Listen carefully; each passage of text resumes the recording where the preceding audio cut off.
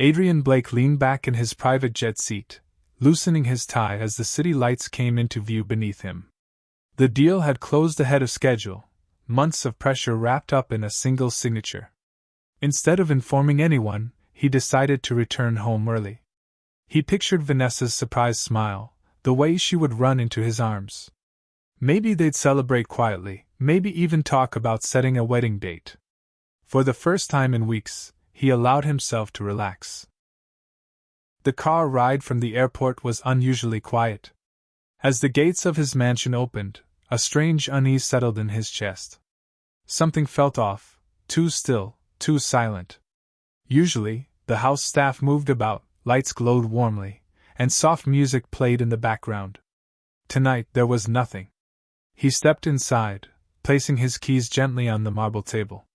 Then he heard it, a sharp, like something heavy hitting the floor, followed by a faint, trembling cry. His heart skipped. "Mom?" He called out, already moving toward the living room. The closer he got, the louder the became, angry shouting, harsh and unfamiliar. Adrian quickened his pace, his mind racing, each step heavier than the last. When he reached the doorway, time seemed to slow. His fiancée, Vanessa, stood there, face twisted with rage.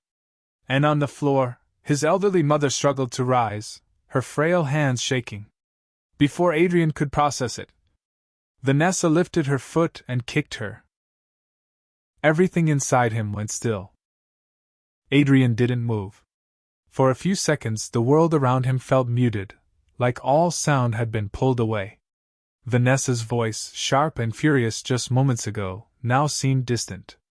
He stood at the doorway, watching, his expression unreadable, his presence unnoticed. Vanessa continued, her anger spilling without restraint. "I'm tired of this. I'm not your servant," she snapped, glaring down at Eleanor. The old woman tried to steady herself, her fragile hands trembling against the polished floor, her voice barely above a whisper as she pleaded for calm. Then, as if sensing something shift in the room, Vanessa turned. Her eyes met Adrian's. The color drained from her face instantly. "Adrian, you're back early," she said, her tone collapsing into nervous confusion. This isn't what it looks like." She slipped, "I was just trying to." He didn't respond. Not a word. Not a flicker of emotion. Instead, Adrian walked past her as if she didn't exist. He knelt beside his mother, his movements slow and careful, helping her sit upright. His hands were steady, but his silence carried something far heavier than anger. "Are you hurt?" he asked softly. Eleanor shook her head, though her eyes glistened with fear and pain. Vanessa took a step closer, desperation rising. "Adrian, listen to me." Still nothing. He didn't even look at her. And in that suffocating silence, Vanessa realized something far worse than a shouting match had begun. Adrian wasn't reacting. He was deciding. That night, the mansion remained unnervingly quiet. Adrian sat alone in his private study, the soft glow of a desk lamp casting long shadows across the room. In front of him, multiple screens flickered to life, security footage from every corner of the house. His expression was calm, but his eyes were sharp, focused, unblinking. He rewound the footage. Again. And again. At first, it was subtle. Vanessa ignoring Eleanor. Walking past her without acknowledgement. Then it escalated.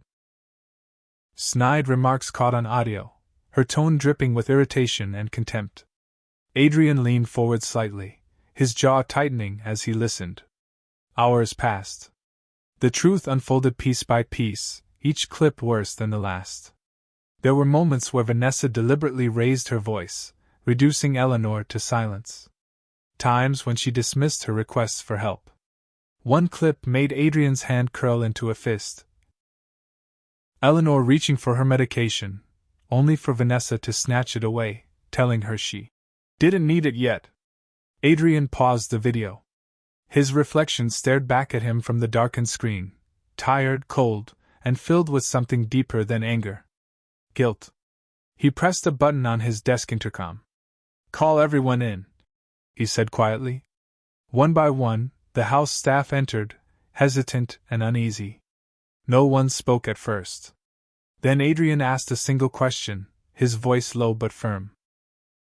How long has this been happening? Silence hung heavy in the room, until one maid finally stepped forward, her voice trembling. Sir, for months. Adrian closed his eyes briefly. This wasn't just betrayal. This was failure. Morning arrived without warmth. Sunlight poured through the tall windows, but the house felt colder than ever. Vanessa stirred awake, stretching slightly, expecting the usual comfort of luxury around her. But something was off. Her phone buzzed repeatedly on the nightstand. Notifications. Dozens of them. Confused, she grabbed it, only to freeze. Bank alerts. Access denied messages. Emails from legal departments. Her cards declined. Her accounts restricted. What? She whispered, panic rising. She rushed out of the bedroom, trying her key card on Adrian's private office.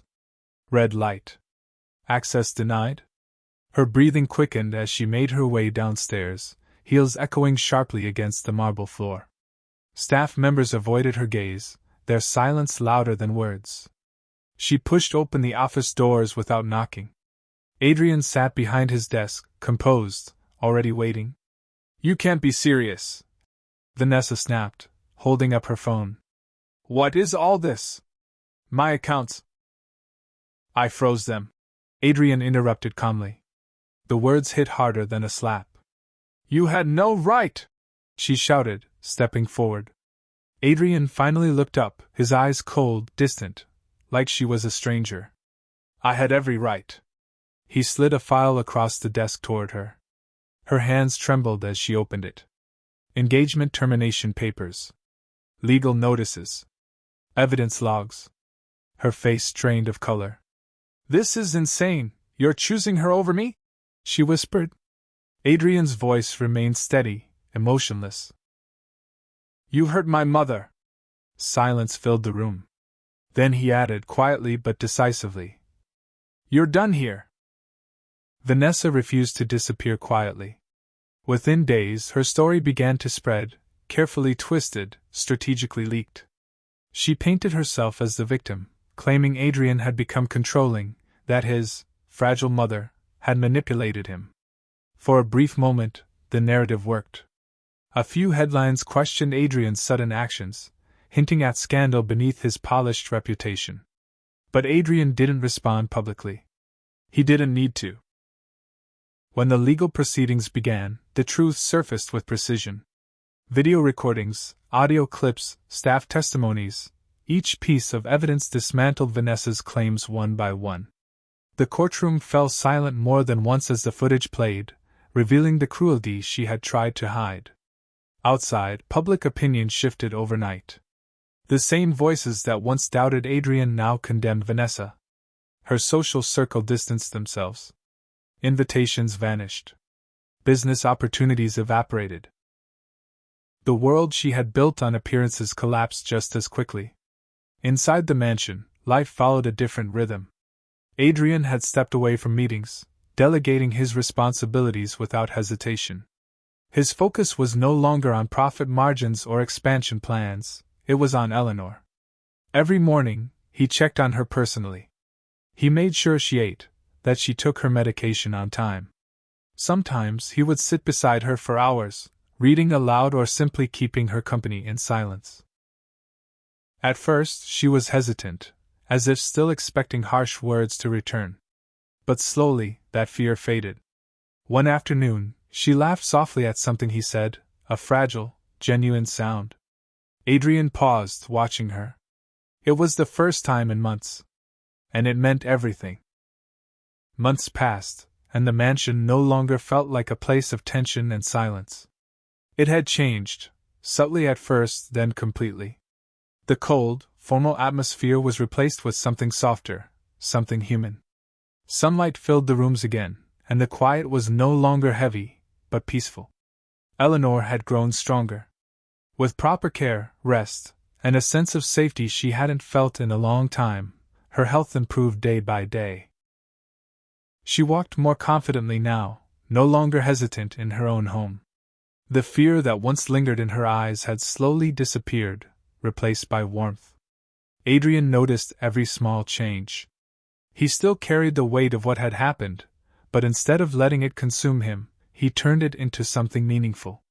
He adjusted his life, scaling back work, choosing presence over pressure. Business still mattered, but not more than family. One evening, they sat together in the garden, the sky painted in soft shades of orange and gold. A gentle breeze moved through the trees as Eleanor rested her hand over his. "You came home at the right time," she said quietly, her voice filled with gratitude. Adrian looked at her, his expression soft but thoughtful.